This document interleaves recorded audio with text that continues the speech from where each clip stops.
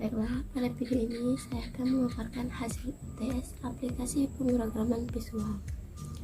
Di sini saya menggunakan PowerPoint agar lebih mudah untuk memaparkan hasil UTS saya. Langsung saja kita akan membuka aplikasi PowerPoint.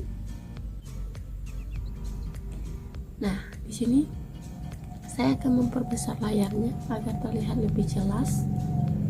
Kita play.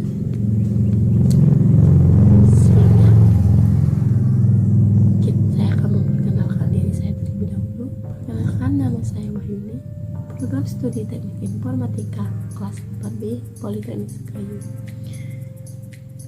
Langsung saja saya akan menjawab soal nomor 1 secara garis besar.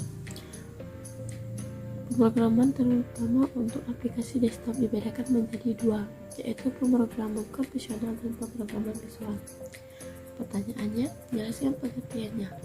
Pemrograman konvensional adalah metode mendesain suatu aplikasi. Pemrograman ini dituntut bisa mengimplementasikan baris demi baris kode program agar bisa menghasilkan bentuk tampilan aplikasi yang diinginkan. Pemrograman visual adalah metode pembuatan program di mana programmer membuat koneksi antara objek-objek dengan cara menggambar, menunjuk, dan mengklik pada diagram, icon, dan dengan berinteraksi dengan diagram alur. Selanjutnya, apa perbedaannya?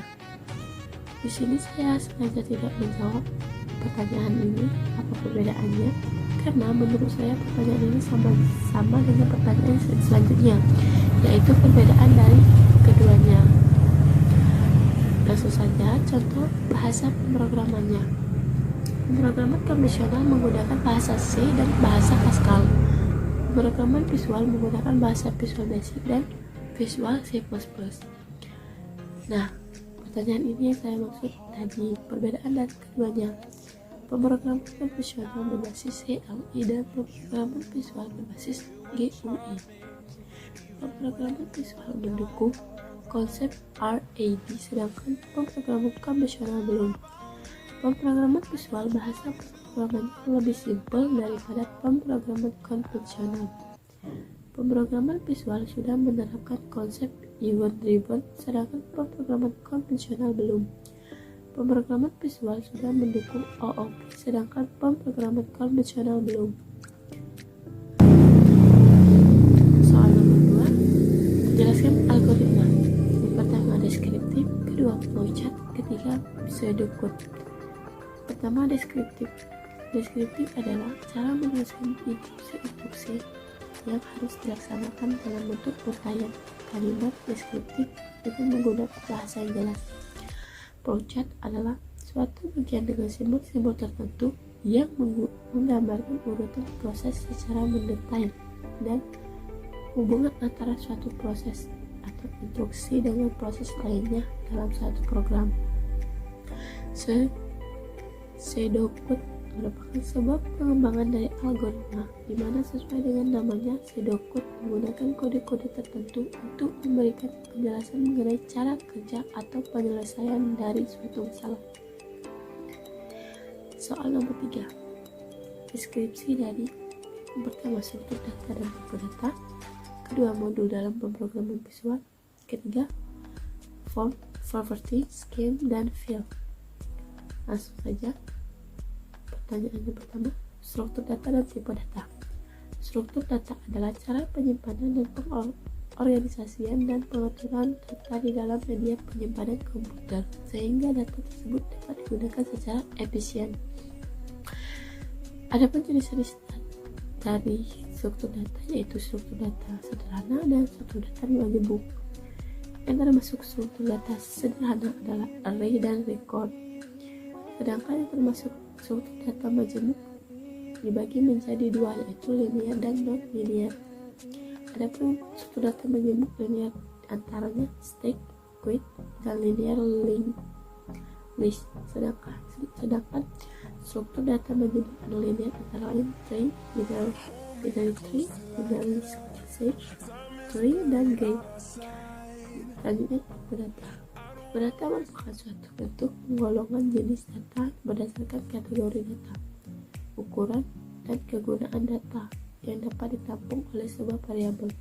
Misalnya dapat menampung bilangan bulat, pecahan, atau berkoma, karakter huruf, tunggal, hingga simbol dan huruf yang membentuk barisan karakter. Adapun jenis-jenis tipe data antara integer, real, boolean, dan karakter. Selanjutnya, modul dalam pemrograman visual. Modul merupakan bagian yang sengaja dipisahkan untuk memudahkan pemrograman. Dalam modul dapat dimasukkan prosedur dan fungsi, kemudian digunakan oleh beberapa form. Selanjutnya, form merupakan media interaksi antara pengguna dengan aplikasi yang dibuat.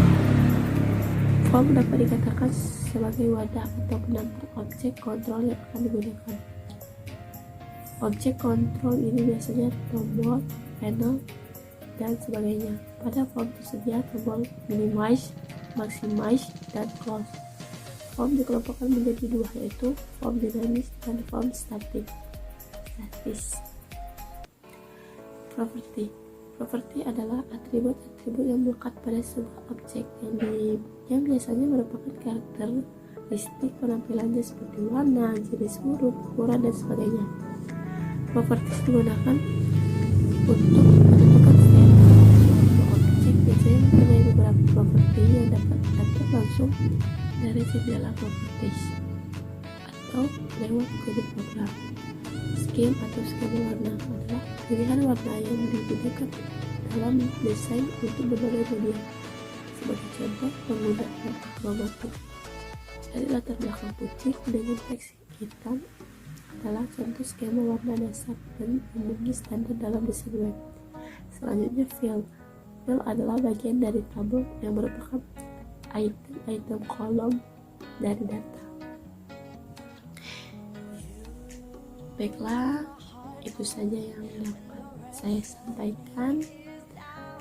Maaf jika terdapat banyak salah-salah kata.